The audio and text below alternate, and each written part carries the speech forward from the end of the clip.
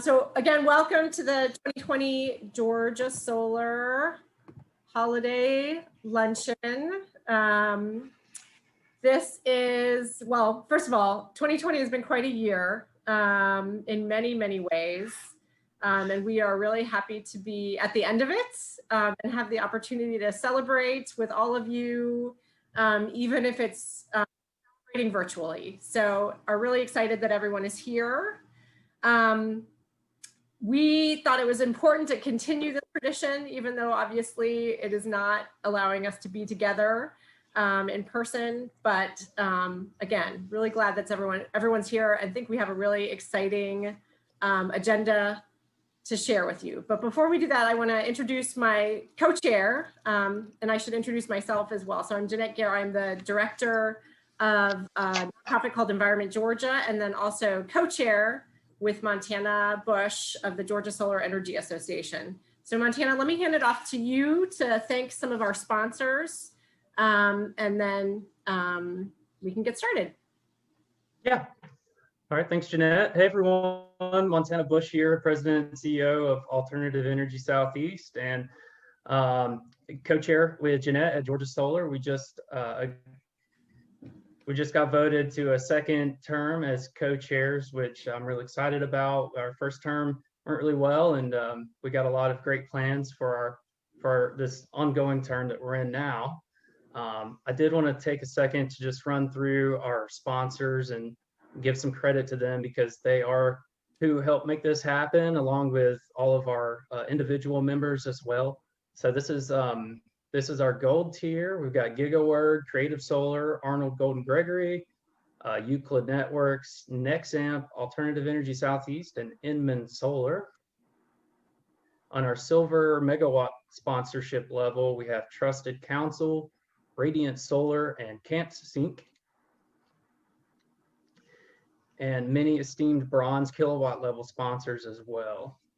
So many thanks to our sponsors.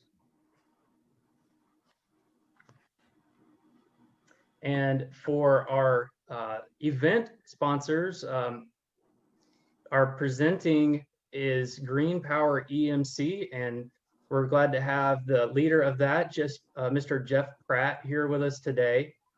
And then we've got a number of organizations that sponsored this event as well. So again, many thanks to y'all. Y'all help us do what we need to do to bring solar to the forefront in our state and here in Georgia. So thank you.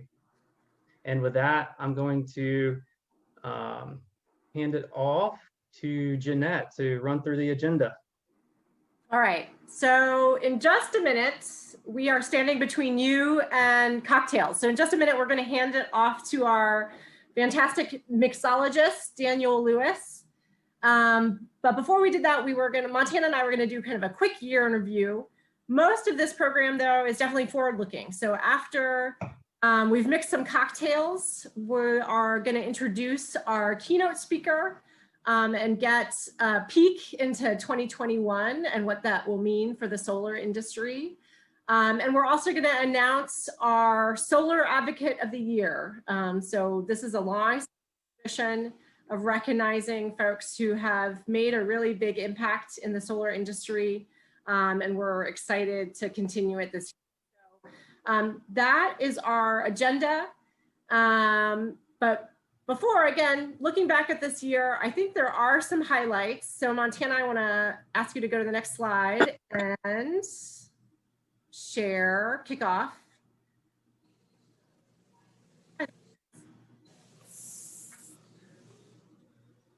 Yeah. I was going to highlight our monthly netting victory from late 2019 and into 2020 at the Public Service Commission. This was a huge victory for behind the meter solar in Georgia. It easily shaves off several years of the return on investment for anyone who has solar panels on their roof or installed connected behind the meter, so it feeds power directly into their building and offsets how much they have to buy from the utility. So many thanks to the public service commissioners who voted for that, and I want to give props to Thatcher Young, who was the policy chair at the time. Now our policy committee is led by Don Moreland, and there's a lot of great things he's working on as well. Yeah, just wanted to highlight that victory and say congrats to everyone. We also held our 5th annual Women in Solar Energy event. So promoting women and people of color in the solar world continues to be a priority for Georgia Solar. Shout out to our Women in Solar chair, committee chair, Janelle Menifee. I don't know if she's on here yet. But we had a great event, and we were actually joined by Commissioner Tricia Pridemore. So I think this is the first time that Georgia Solar has been joined by the Commissioner Pridemore. It was a great event. And again, 5th annual, so continued the tradition, and I think we are committed to continuing to push that work in the future as well. But next slide, enough looking back. Seriously, enough looking back. We wanted to focus on looking forward. So Daniel, are you with us? You should be able to. I am here. Video. If you're able to, you can start your video. Yay! Hello. Hi, Daniel. Uh-oh. Can you see me well? We can, yes. Okay, lovely. All right, so let's get into it. What we are all here for, the cocktail. So as you see on the list provided for you, what we will be doing is an array of like holiday inspired cocktails. All things that can be done very simply at home, and that will be not only picturesque, but taste great, and could be great for your Instagram stories and for your holidays to share to your friends and make them jealous.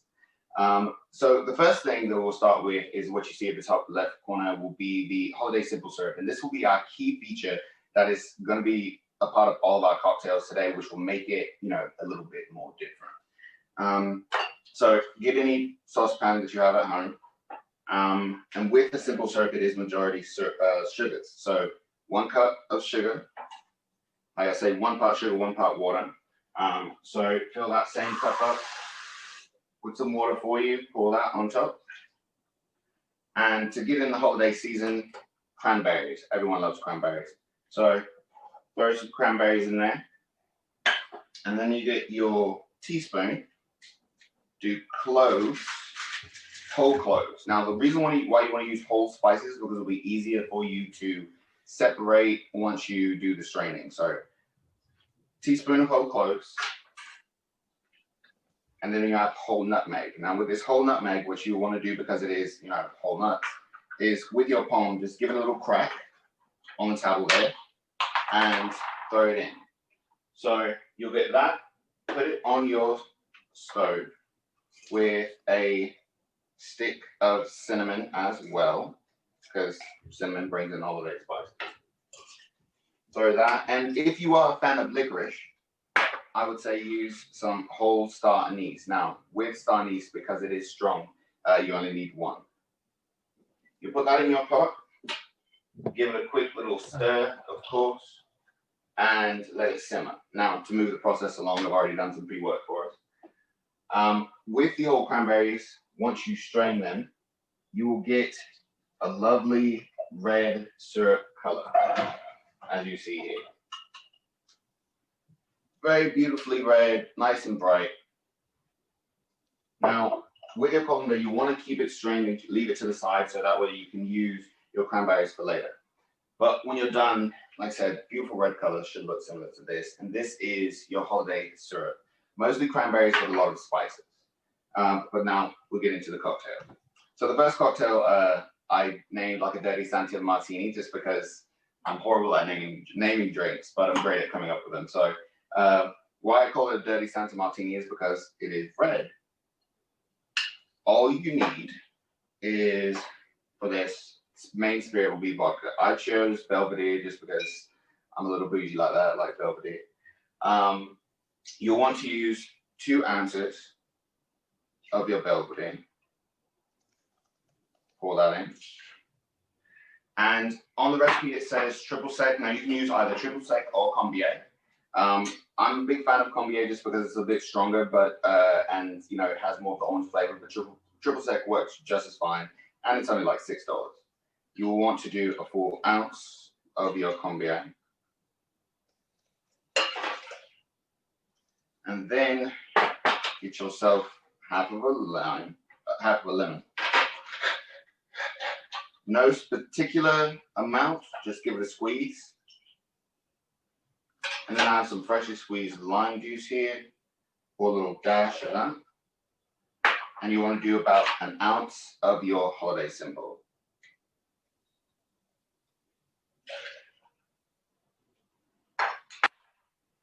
Get that with a little bit of ice. And give it a shake.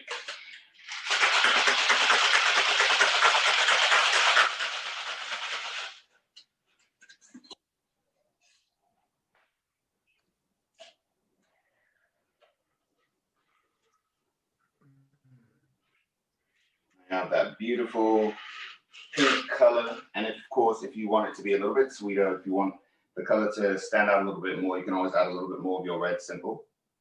And for the sake of the holiday season, for a garnish, I have some rosemary here. Now with the rosemary, because it is a fresh herb, I like to give it a rub and a smack. That awakens the aromas for you. And then you can get a zester here, go around, give her a twist. And once you do that zest, for the sake of taste and aromatics, take it around the rim and plop it in.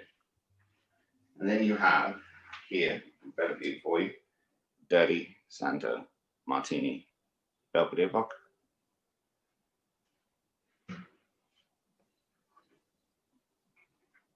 Oh yeah, that's good. Now this is going to be inspiration of like a cosmopolitan. Now on to our next cocktail for the bourbon drinkers. Get yourself a lovely rocks glass. And we have cranberry bitters for those of you who don't like a lot of sweetness. I myself, I like the sweet stuff. So use some of that holiday simple, just a little bit. Maybe, honestly, because it is similar to that of old fashioned, a teaspoon works. You'll do that with literal splash of your Combier or triple sec. I like to get one of the cranberries that were infused with our simple syrup.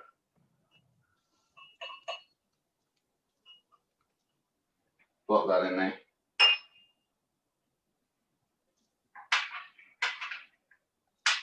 And if you have a muddle at home or a spoon works, give it a little mash.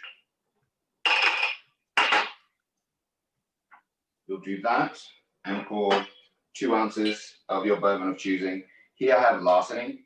Larceny is a pretty award-winning bourbon, and they have a gift set on sale at Tower for $22. You can get this with the glass and a flask. So great gifts for the holiday season. 2 ounces of that. And give it a stir.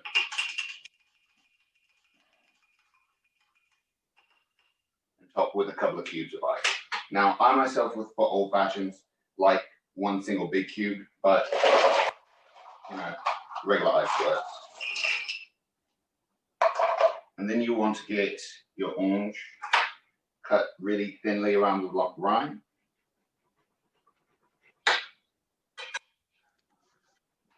Give it a twist around the edge, plop in, and there you go. Bit of a holiday old-fashioned there for you. For those who like bourbon. It's very good. It's a great cocktail to make for the Mr. Christmas morning after the kids are running and ragged. And then for the fan favorite, which is going to be our Prosecco cocktail. With that, You will be very similar to Dirty Santa cocktail, but just a little bit of a twist. Well, we have your same Holiday Simple. For about, depending on your sweetness level, half an ounce to an ounce. I'll do 3.4 because I like it sweet. A little squeeze of some lemon juice. Splash of the cognac. And give that a shake with some ice.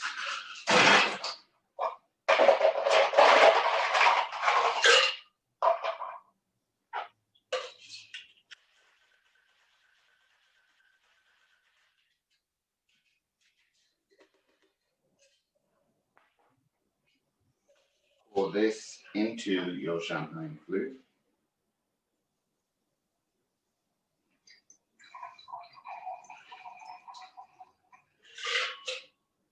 And just to kick it up a notch, just to make this a little bit more festive for the holidays, everyone likes a little lit. Add a splash of vodka in there. And then top with Prosecco. I'm using Josh Prosecco. If you're familiar with Josh Cellars, they have a sale going on at Tao as well. It's a really great quality for very little dollars.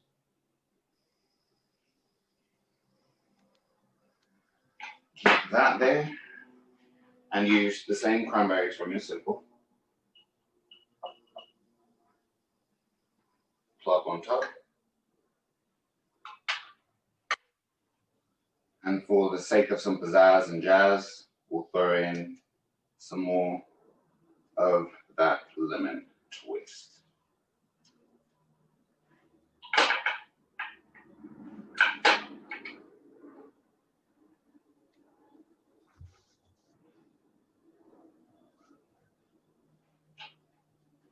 And there you go. Our Prosecco. Slightly doctored. A little bit more strong and lit. And a perfect toast for the holiday season. Yay! Thank you, Daniel. That was amazing. You should check out the chat when you're able to, because there's a lot of appreciation for your skills. Great, wonderful. Thank you so much. Thank you. Thank you, Hopefully Daniel. everyone is nice and comfy in their Zoom box. And I think one of the maybe silver linings of this year is that we are joining virtually, and that means able to have our keynote speaker join us from Washington, D.C., or somewhere near Washington, D.C., I assume. And to introduce our keynote, I'm going to hand things off to Jeff Pratt, who is the president of Green Power EMC. Jeff? Thank you so much. It's such a pleasure first to to virtually see you guys and to be here with you again. We were chatting at the panelist earlier. I don't recall for sure, but this particular event has to have taken place for the past 7 years or so, roughly. It's quite an event, and I've always looked forward to it every year. But this year, you guys have a very, very special treat. I don't recall a speaker available as our keynote that's more impactful. And hats off to the planners. What timing. We could not have a better year for this speaker at this moment in time in this state in Georgia for what is happening and about to happen to and for our industry going forward. So without further ado, I want to introduce Abby Hopper, who will deliver our keynote today. I was on a panel with Abby during her first week, month, very short period of time, early days of her beginning at SIA. And my experience with that organization so far has been what a leader and what an advocate for such a challenging, disparate group of a marketplace that she has to deal with. So I can't say enough good things about Abby and about her work and about the timeliness of this opportunity to hear from her in the market that we're in. So Abby, thank you so much for being here, and we look forward to your presentation, and always reach out to us here in Georgia if we can be of assistance. Jeff, thank you so much for that kind introduction. It seems like a lifetime ago that we shared the stage, but I appreciate being able to share the screen with you. And thank you for your sponsorship. As someone who depends on sponsorship for some of our revenue as well, I know how important sponsors are. So thank you for that. And thanks to the Georgia Solar Association and to James Marlowe for actually being the one who reached out to me. I don't know if that was officially his job, but he did it. And I'm so happy to be here. I would love to be in Georgia right now. It's one of the things I miss the most is traveling and being with people and sort of sharing whatever makes your home and your place and your work and your business special. So that's been hard for me personally during this time of COVID. I've been stuck here. I'm in Washington, D.C. I live in the city. I grew up right outside the city. This is my home. When the world rights itself, you can all come up and visit me in my home, and I'll come down there and see y'all. But I just want to talk a little bit about both what is happening literally right now. I'm getting text updates while we were mixing cocktails. And by the way, I'm definitely the Prosecco, vodka, and syrup one. That would be mine, without a doubt. I have all the makings in my fridge right now as we speak, actually. But I decided, given that I have to talk to a U.S. Senator in 30 minutes, I probably shouldn't mix up too strong a cocktail. But I'm getting updates and I'll share them all with you. But I also want to talk a little bit about what the election meant and means for our industry and what we're going to be advocating for in the upcoming year. So I'm going to share my screen, maybe, here we go, with you. And just walk through these. So let's talk a little bit about the 2020 election and what happens. And you could imagine that before the election took place in November, we gamed out all different kinds of scenarios and kind of cross-referenced them with the things that we care deeply about.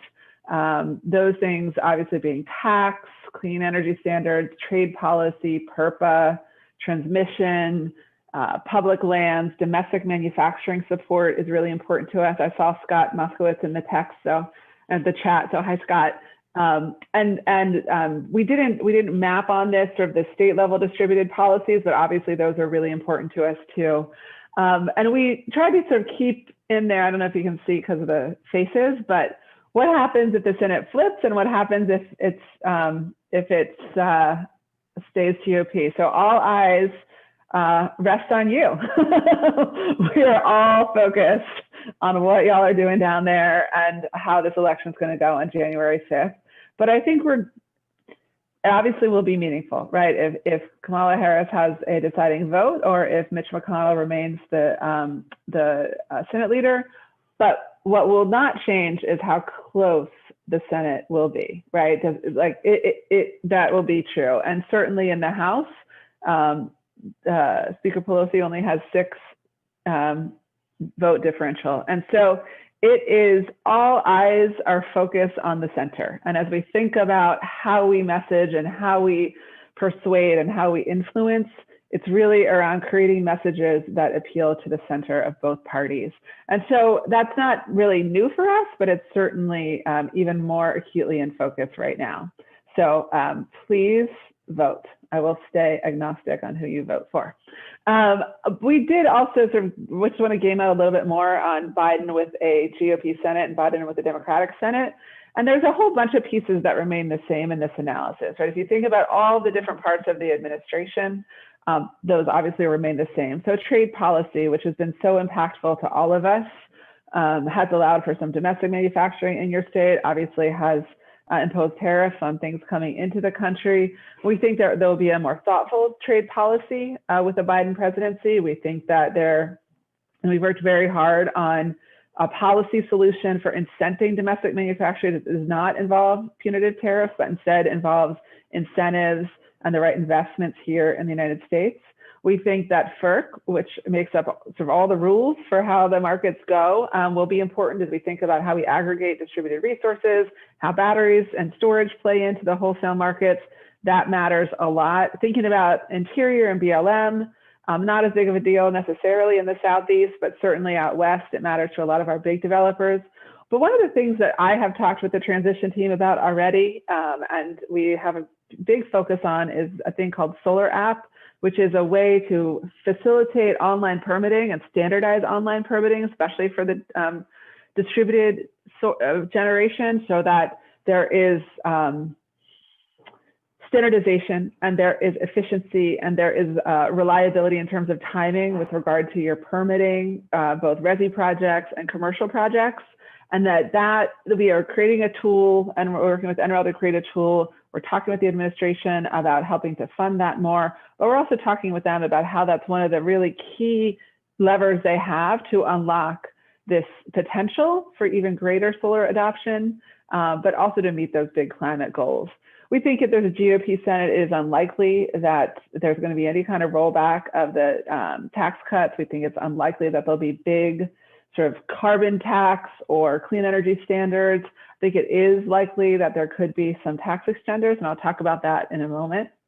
The things that change with the Democratic Senate is we do think there would be a change in the corporate tax rate, that it would go up from where it currently is. We think there is a very good chance of a multi-year investment tax credit extension, a version of direct pay. Normalization is still an issue, but we can talk about that another day. But there would be some pretty significant changes on the climate side. We think that it's likely that a climate bill would be introduced in a sort of trifecta situation that may not come in the same wrapping paper if it was a Republican Senate. So that's what's happening in the Senate and in the sort of what, as a result of the elections right now, as we think about no matter what happens, we continue to grow. So we just put these numbers out on Tuesday. We do a quarterly report, and this was just Tuesday. So for our projections are that for 2020, in the middle of a global pandemic, the US solar industry will grow 43% year over year. That's the entirety of the industry. You can see obviously sector by sector, it grows as well. I pulled it out. I disaggregated it this morning just to make sure that I could say that. And the distributed sector is growing year over year. It has been since 17. Well, 16 was so crazy, everyone went up. But then since 17 on, it's grown year over year, and will continue to do so this year and next. This is important to know about our forecast. They don't make any assumptions about future policy changes. So this is with the current policy, the step down of the ITC, the eventual going away of the ITC for resi. And so even with that, you can see still a pretty strong demand. My job is to make sure some of those change so I can increase the demand for solar. But even without that, we're going to continue to grow. And you in the great state of Georgia are also going to continue to grow. You're pretty lumpy there for a couple of years, but 1.9 gigawatts projected over the next 5 years. Georgia is one of our priority states. So every year our board sets the states in which we're going to spend time, money, energy, staff, attention.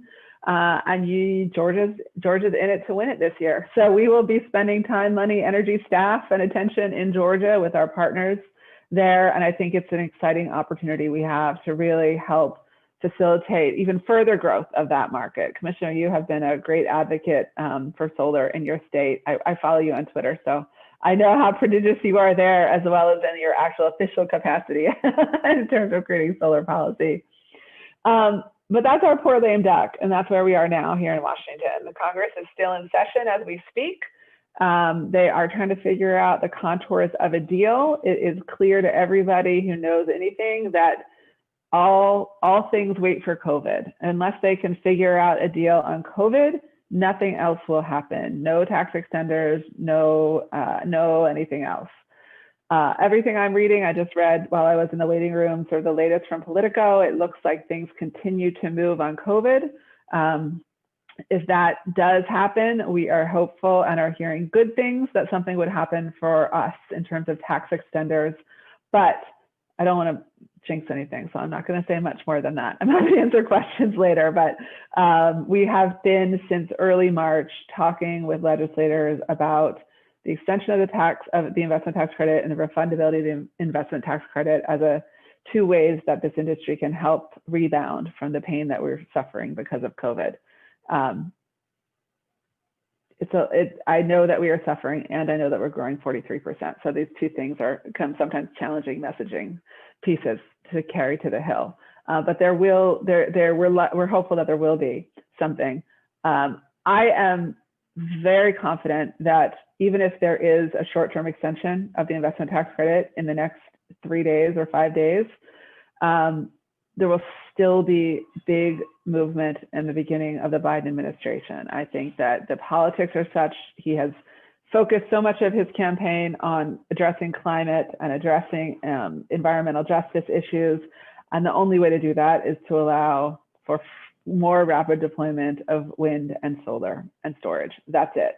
And we know what tools work, and we just need to utilize them even more broadly. There's a whole cadre of asks, but at its heart, it really is around stable tax policy. So I think that will happen as well.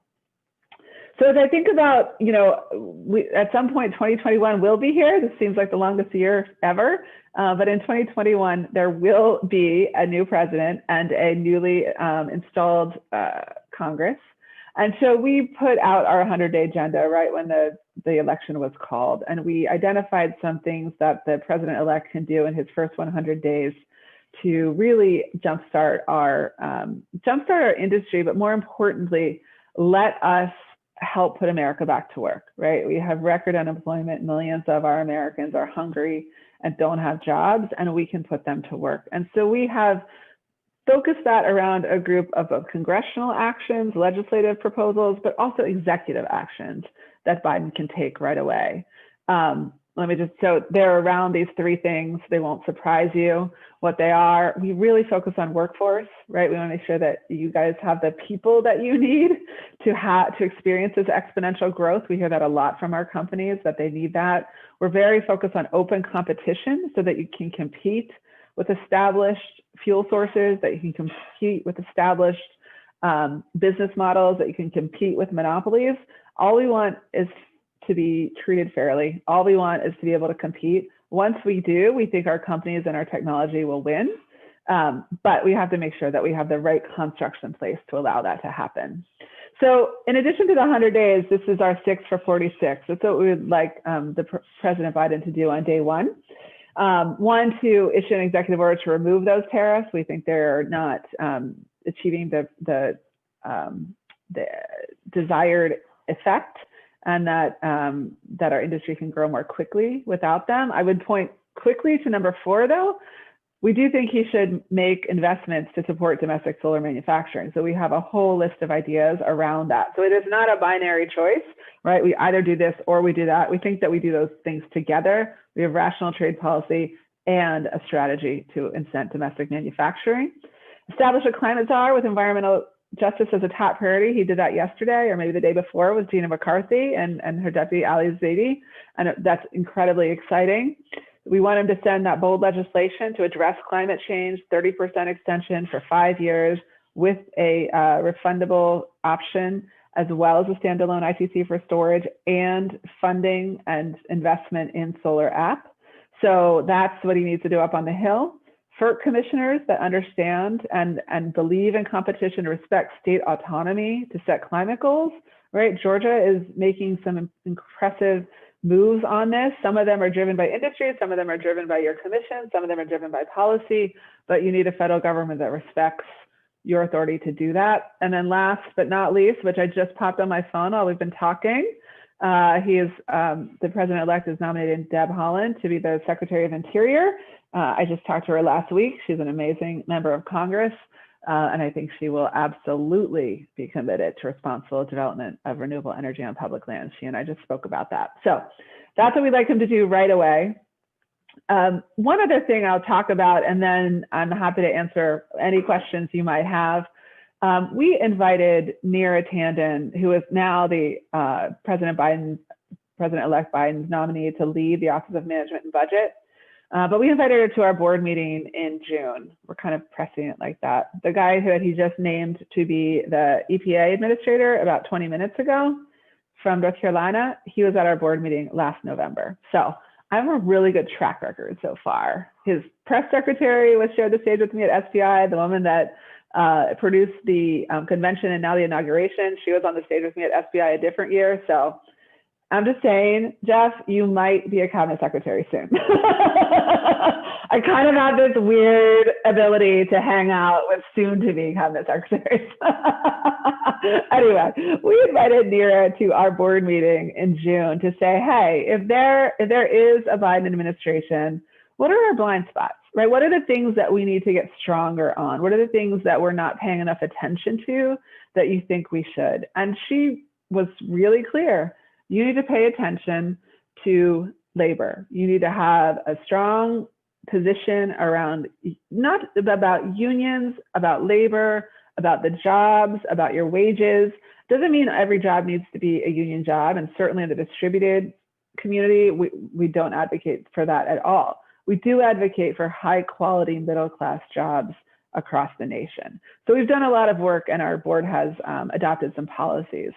Secondly, she said, trade policy isn't going away, right? It's not just that Trump will leave the city and we're never going to talk about trade again. It's clearly an important issue for our country. And so thinking about how can we invest in domestic manufacturing in a way that is supportive of our industry.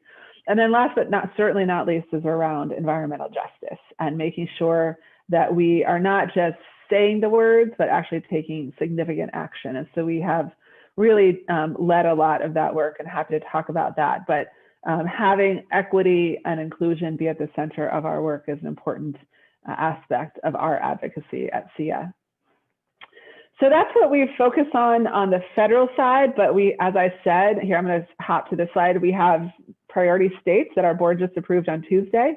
You can see all across the country, both established markets and newer markets, places where there's legislation that's ripe or a regulatory proceeding that's ripe for our intervention. And so we work closely with our advocates on the ground. I have people scattered, well, they're all scattered all over the world right now because of COVID, but normally we have a colleague in the Midwest, we have a colleague in New England, we have a colleague in the Southeast, we have one in California, we have one in the Intermountain region. So we literally go there, we create those relationships, we work on the ground with our state affiliates and our state partners to try to get big things done. And so that's exciting. But what are some of those big things? As we look at the 2021, we sort of group them into 4 categories. I don't have to tell you, state budgets have been decimated because of COVID. And so thinking about how we both rebuild those economies, state economies, and how can we create an economic opportunity through state policy will be important.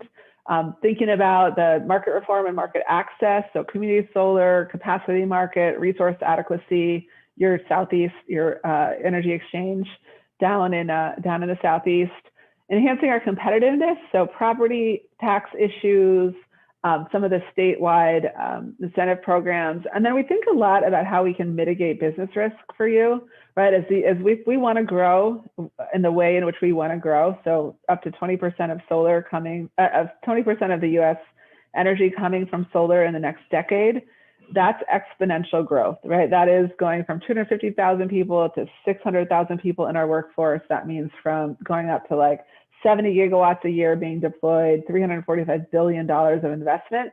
We're gonna have to think about, what do we do about DG compensation? What do we do about consumer protection? How do we ensure that those things don't become liabilities for us? PV recycling, right? We wanna make sure that we are thoughtful about that. How do we think about land use as we sort of go farther and farther and get bigger and bigger? How do we coexist equitably with agricultural land and other uses of land? So there are a bunch of ways in which we're trying to get ahead of that so that they don't come and be a challenge for us in the future. And so that's, I think, the end. I'll leave it on our priority states. That's the end of what I wanted to share with you. But when James and I talked, you said that you might have a lot of questions for me. So I wanted to make sure there was lots of time for questions. So I will stop and invite you to, I'm happy if you just want to unmute yourself, whatever way works best. Thank you, Abby. I think what we're going to do for questions is folks are welcome to post them in the chat, and we'll get through as many as we can. We do to our Solar Advocate of the Year award. So folks have, maybe 3 or 4 questions. Great.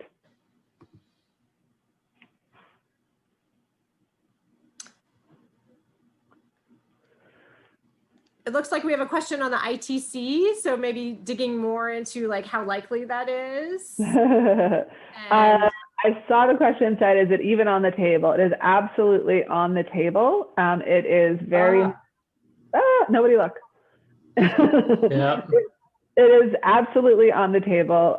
We have been advocating for months, as I said, and we talk to leadership in the House and Senate every single morning. And so it is very much on the table. There's a bunch of things, tax credits that expire at the end of 2020. We are not one of them because we stepped down. We don't fall into the category of expiring. However, we were super unhappy last year when we were not included in that, and I think made enough noise that we are very much on the table. That's, I'm knocking on my wooden table that I have my computer on while I say that.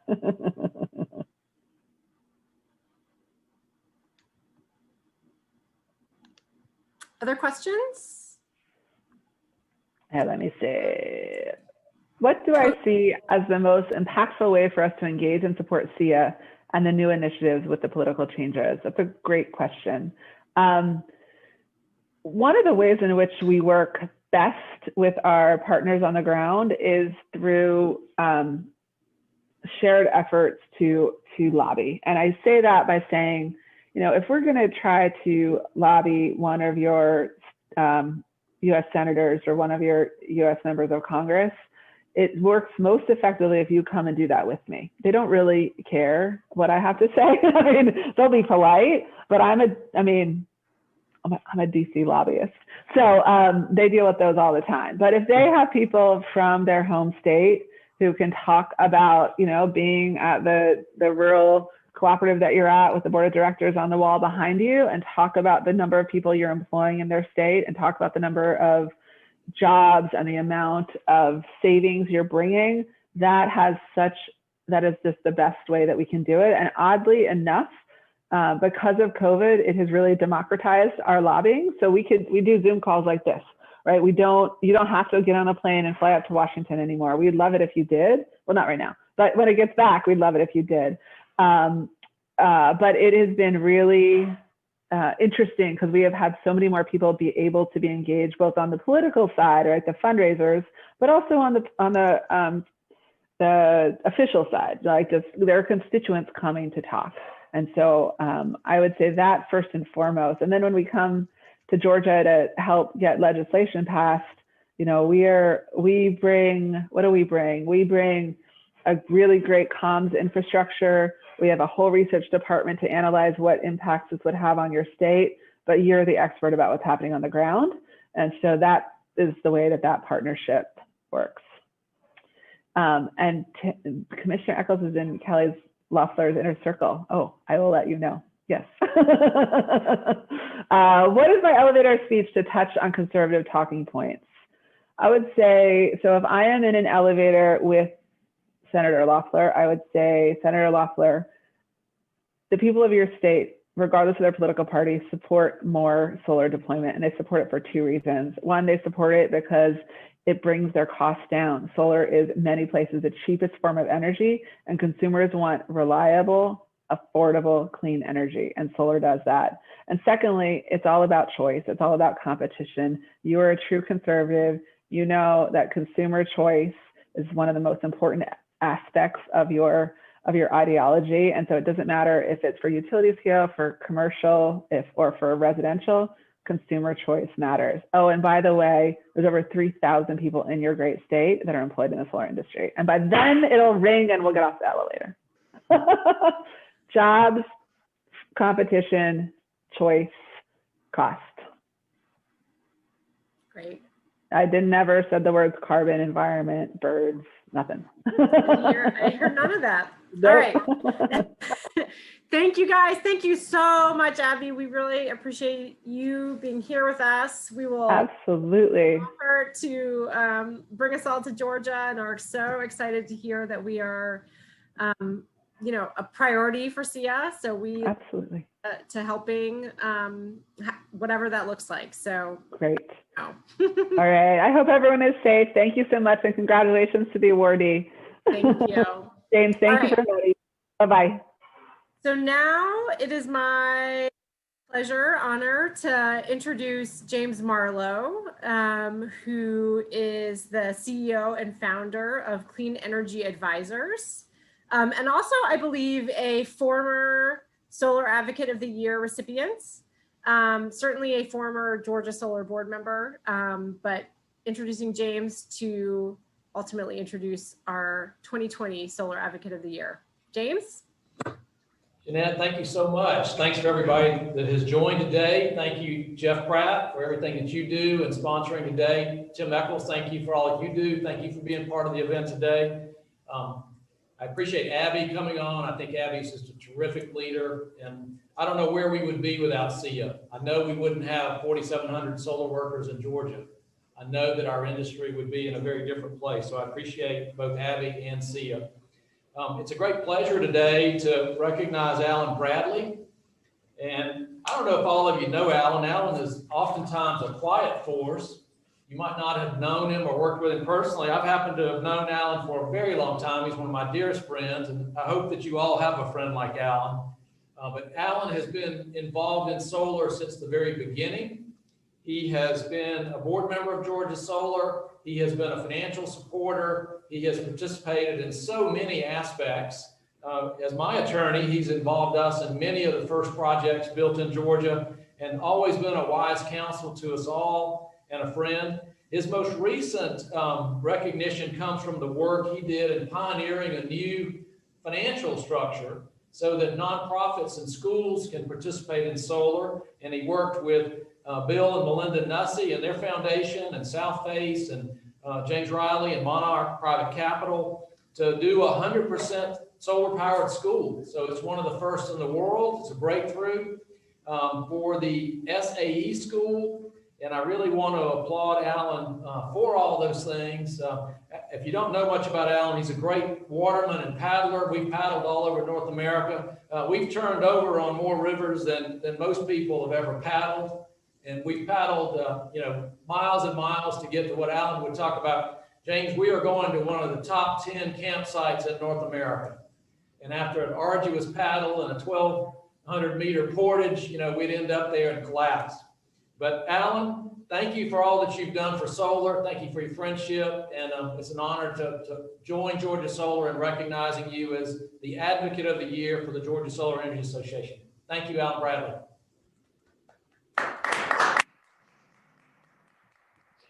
Well, thank you, James. And I just want to say thanks to both you and to Georgia Solar for this award. Again, one of my goals has been this participation in the solar industry to provide solar to nonprofits and to other mission-driven organizations. And this most recently, I hope we can replicate it several times in 2021 and in the future, involves distributed solar, of course, which provides jobs for people in Georgia, and it taps the philanthropic funding. The mechanism that makes all the difference is the SEPA, which generates a revenue flow that pays back the philanthropic funding so the money can be recycled to another solar project. The other thing that I think that is important is that this structure allows a nonprofit such as a school to utilize a solar tax credit, which is always a big piece of doing a solar project. Again, I appreciate the opportunity to participate in the solar industry, and thanks again to Georgia Solar. Thank you, Alan.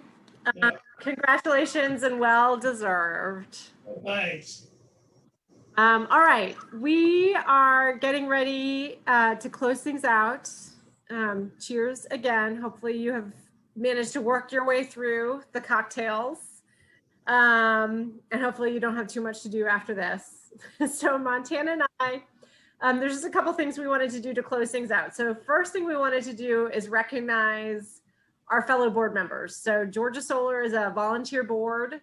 Anything we get done gets done because board members, take on the initiative. So we've got most of our board members here with us today, and we've made sure that they can share their video so that they can wave board members. We've got Polly Sattler, Kelly Cutts, Seth Gunning, Carrie Horrocks, Thatcher, Michael Jones. So there's a bunch of board members here with us. Thank you guys for being here today. Thank you for all you do. And then the last thing we wanted to leave you John with, Moreland. Tana.